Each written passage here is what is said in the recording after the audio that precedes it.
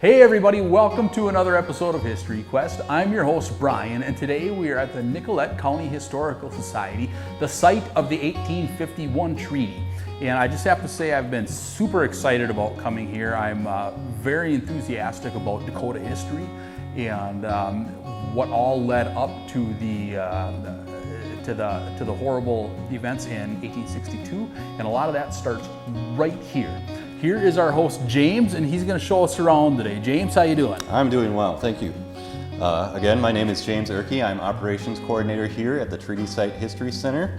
We are the headquarters of the Nicollet County Historical Society, which has existed for 95 years. We started in 1928. We actually marked our 95th anniversary this week. We've been at this site for about 30 years, since 1994. And we also, to the north of us, have a restored prairie that we manage on behalf of Minnesota Historical Society. I'm excited to show you around here.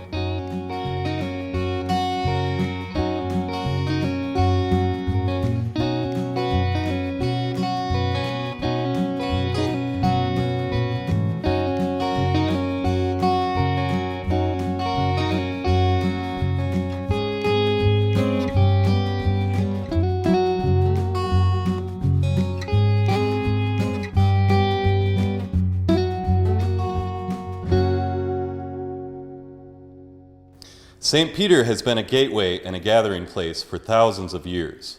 We don't always think about geology and geography today, but they had a big influence on why people came here. This painting is by a gentleman named Seth Eastman. He was a West Point graduate that ended up coming to Fort Snelling and eventually became the commanding officer there. The Minnesota River was a very important reason why people came here. There were no interstate highways back then. The river was the highway that people traveled. The river also divided two important geographic areas. On the east side of the river was the Big Woods. Have you heard of Laura Ingalls Wilder? She lived in the Big Woods as a child. It was a huge deciduous forest that covered the part of Minnesota from St. Cloud down past Northfield. Near Strand State Park near Faribault has one of the last remaining strands of the Big Wood trees. Basswood, elm, ash, sugar maples. Today, other species like cottonwoods are more common. On the west side of the river, as far as the eye can see, all the way to the Rocky Mountains, was tallgrass prairie. Almost all the original tallgrass prairie is now farmland. The restored prairie north of the building is about 30 years old. Native peoples used the river, the Big Woods, and the prairie for food, shelter, and materials. The river, the prairie, and the Big Woods came together here so that this was a place where people would meet each other too. Finally, Traverse des Sioux made this a very special gathering place because here was a shallow rocky place in the river where people could cross from the Big Woods to the prairie. In Dakota, it was called Oweejuwiche, the crossing, or Traverse des Sioux by Euro-Americans. If you think about the river as an interstate highway, Traverse des Sioux was the on and off ramp for that highway.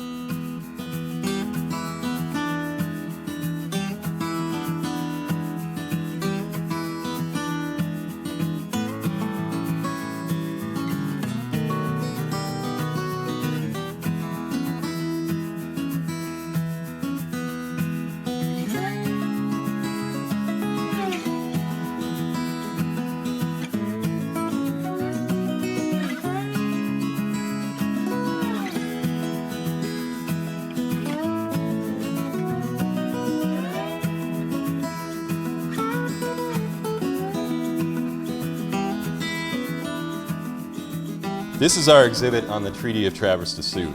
It opened in 2008. Here you can learn about the 1851 Treaty of Traverse des Sioux as a watershed moment in Minnesota history, with consequences for both the Dakota and Euro-Americans.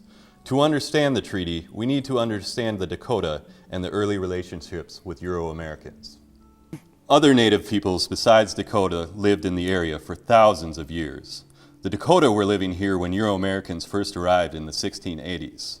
A gentleman by the name of Pierre Charles Le Sueur, namesake for a nearby county, is credited as the first European to come up the Minnesota River in 1700. The Dakota worldview is one of O Dakota, known as the way of being. The Dakota people believe that everyone must work together and that all life is sacred. The Dakota way of being taught that marriage, relationships, and ceremonies shape Dakota society. The Dakota practice reciprocity, or sharing. If you have something, you share it, just as the other person would share with you. No hoarding, no debt, and no individual land ownership. The Dakota lived rich lives with healthy, diverse diets, but life was not easy. If Dakota people did not work together, they would not succeed. So every Dakota person was expected to live up to O Dakota, the way of being, or the community would not survive. An important part of Dakota society was honka, an idea and ceremony that expressed the belief that you don't have to be born a Dakota to become Dakota. This is an American ideal too. You can be born somewhere else and become an American citizen. The Dakota used honka ceremony to forge new family relationships, settle disputes, and broker deals long before Euro-Americans arrived. The first Euro-Americans came to explore and trade furs, and missionaries tried to convert the Indians to Christianity. It made good business sense to locate where native peoples were already gathering, at places like Traverse des Sioux. There were several reasons they became interested in this. They needed a support network to survive in the wilderness. They wanted to marry and form family relationships, and they wanted a market to trade their furs for factory goods. As long as they participated in the Dakota way of being, they could become Dakota through honka. Early on, this worked well. Traders gave gifts of manufactured goods in the fall, and the Dakota gave gifts of fur in the spring. Reciprocity, sharing gifts back and forth. Traders were happy because they could sell goods and in return get furs to ship back to Europe. The Dakota were happy because they received manufactured factory goods in a way that conformed to their way of being, O Dakota. The way of living and sharing between Dakota and traders-trappers worked for 100 years, but by the 1800s, these relationships started to break down. Many fur traders were providing more factory-made goods in the fall than were being reciprocated with furs in the spring. To many Euro-Americans, traders, these deficits were understood to be debt, but the Dakota, and with the way of being, did not hold the concept of debt. The early British and French fur traders were not concerned with acquiring land, and neither did their home countries. The later American fur traders foresaw a united continent under American control. The idea of manifest destiny expressed the belief that a country from the Atlantic to the Pacific was ordained by God. President Thomas Jefferson sent Lewis and Clark to explore the next major river valley to the west, the Missouri. Thomas Jefferson wrote a memo saying that we should actively try to acquire Indian lands by getting them into debt. Although there were several treaties in Minnesota prior to 1851, Henry Sibley, an important figure in the Minnesota fur trade who had a trading post at Traverse des Sioux, helped arrange the Treaty of Traverse des Sioux. The Sisseton and Wahpeton Dakota hoped that by selling their land, they could create a new life on a reservation alongside the Minnesota River. The traders hoped they would receive payments for their debts. Many traders also had Dakota wives and children, and probably also wanted a new sustainable way of life for these relatives. The American government wanted new land for thousands of Euro-American settlers moving into the territory.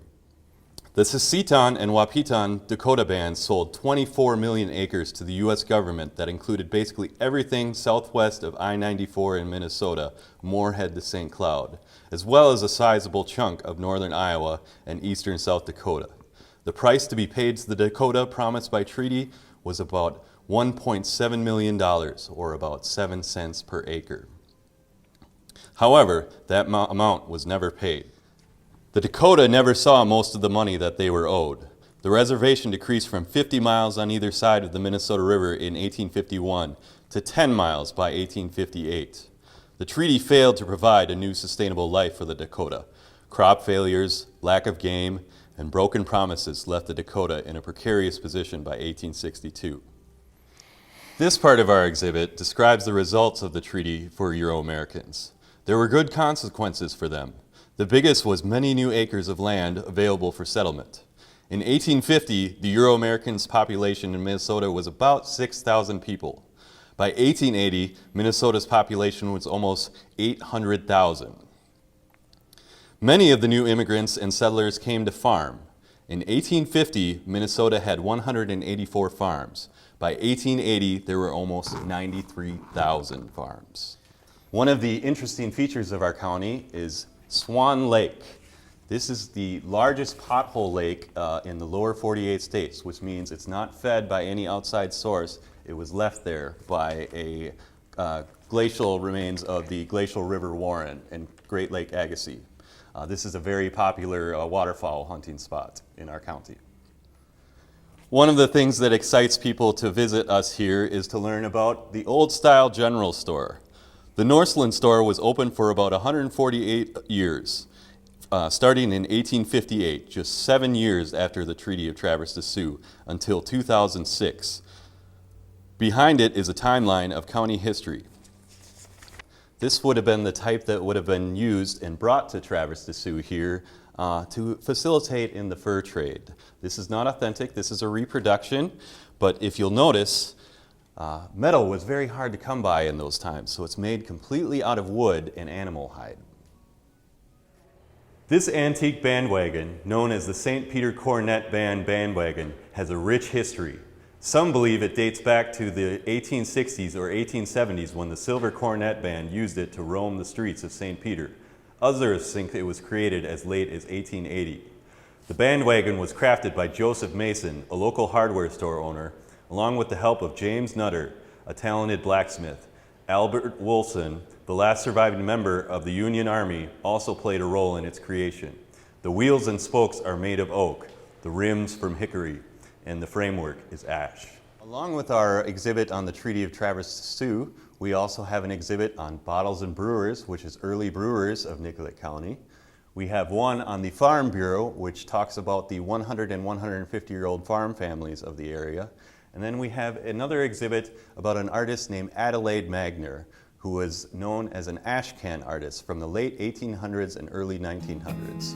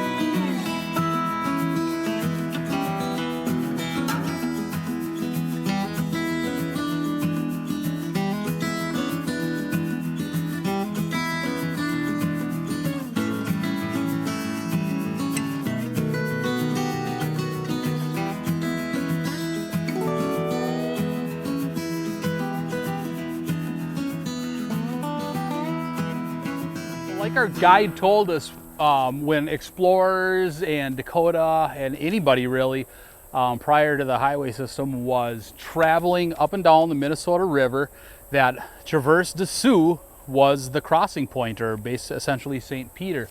This is supposed to be a 400-year-old tree, and it marks the crossing point. So if we come down here, we can kind of see where it slopes up nice and easy, and that is where the wagons and the ox carts would come through and pass up and get onto the other side of the Minnesota River. Now, this area we're looking at right now is pretty dry, and our guide before we came out here told us that the river has shifted over the years. So back in 1851, this would have been where the river was going through, but now it's of course moved, as streams are apt to do. But it's just it's super interesting to think, you know, all the historic figures of Minnesota history that have passed through right here, right where we're standing. It's almost humbling, actually. So. Well, that concludes our episode for this month. Thank you everybody for watching. Don't forget that we have our annual meeting coming up in October, and then also be sure to check in with us again next month. We are going to be out in Fairfax, Minnesota at the Fort Ridgely Battle Site. So we'll see you then. And thanks again for watching. Bye.